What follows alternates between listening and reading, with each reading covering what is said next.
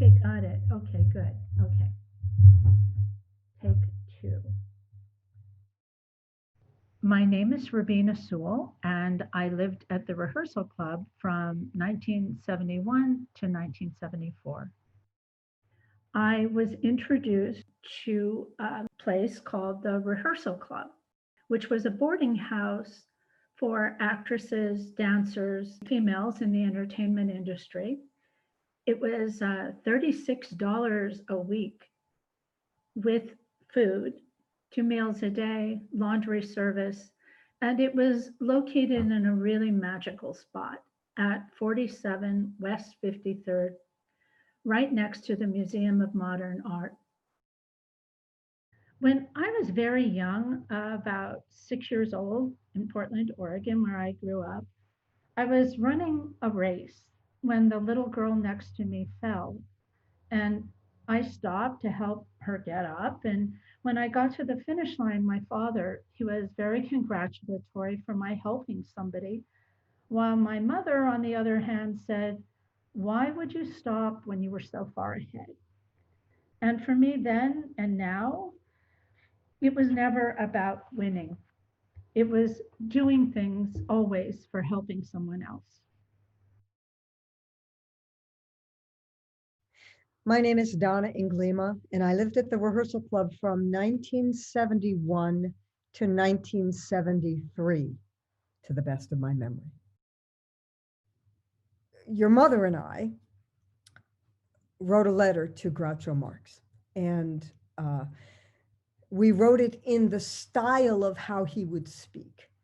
And so we worked on it a long time, and we found his address, and I mailed it off to him. So we asked him for a picture of him. An envelope came, one of those big manila envelopes came, and I thought, oh my goodness. And I saw it was from Beverly Hills. I waited until Robina got there, and we opened it up, and it was a photograph from Groucho. And it said, to Donna and Robina, love, Groucho. Well, we couldn't have been more excited. So we framed it, we put it up in the room, and there it sat. And then something changed. Robina was getting her own room. So we didn't know what to do with the photograph. I said, well, let's write Groucho. Maybe he'll send us another picture.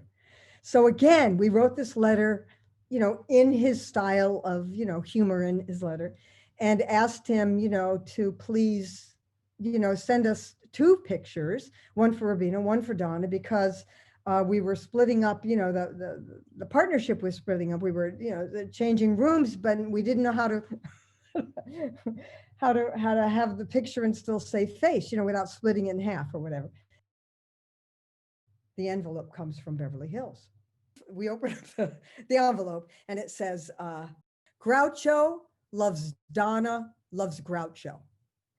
And the next picture says, and Groucho loves Robina. And then the cardboard said, this is ridiculous. My name is Leslie Dillingham Freyberg. I lived at the Rehearsal Club from 1973 to 1974. When we got on the stage and when we got to dance something we really loved performing, it was freedom. It was experiencing a freedom through all that discipline. It was sometimes like flying. It was moving around and seeing nothing but darkness out there. But you got to own the stage. My name is Kathie Kellogg Taxe. I came to the Rehearsal Club in September 1971. Well, interestingly enough, I was the person that opened the door to your mother in the Rehearsal Club. And little did I know that opening that door would open years of a wonderful friendship. I'm sure your mom told us, or Donna, that we called ourselves the Low Sisters. No? I have no idea why we called ourselves the Low Sisters, but we did. And we went, we wrote to David Brenner as the Low Sisters. We met Frank Capra at Fordham and went up to him afterwards and introduced ourselves to him, gave him a hug, and introduced ourselves as the Low Sisters. I have no idea. You'll have to ask your mom or Donna. I don't know why we came up with that name. I don't think we even know. The last job I remember having, I was a hat check girl at the Russian Tea Room. You know the Russian Tea Room. It's right by Carnegie Hall. So you saw a lot of people come in, and the hat check girl sat right in front in a very small closet. And we took everyone's coat. The tips generally were 25 cents. The ones I remember the most were Salvador Dali.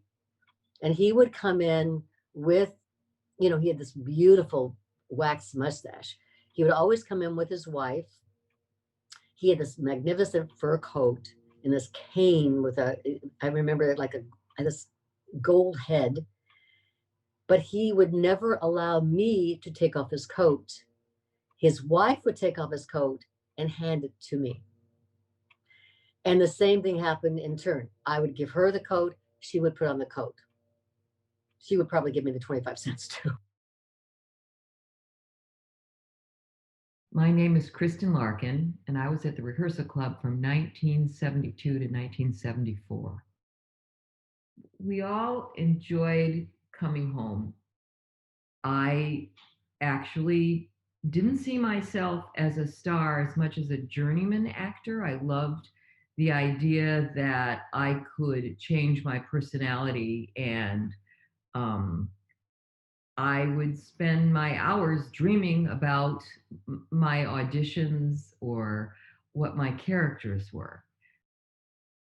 When I first moved there, it took me a while. I'd stay in the room a lot, and it took me a while to have the courage to go out because I was afraid that something would happen. New York was tough in those times too, but through the friendships, we became much more daring and everything. Although I didn't go on to make a career in acting, I mean, I felt that given the odds, I came from a small town and I came to New York, and there's so many people that are competing. I felt successful in how far I wanted to go in who I was, and there was really a question of putting our values with our pursuit of our careers. Second, acting a play. So you go at intermission and all the people are coming out and you sort of absorb yourself into the crowd. You pick up a program which were just sort of placed somewhere or somebody had dropped it on the ground. And as the crowd is going back in, you stand in the back of the theater and you wait to see if there are any empty seats. And if there are, you take one. For Moon for the Misbegotten, it was very crowded to have those two working together. So we went up into the balcony. So we would sit in an empty chair. If there wasn't an empty chair, we would sit on the stairs of the theater. And they didn't shush you away at that point. You could just sit there and watch forever.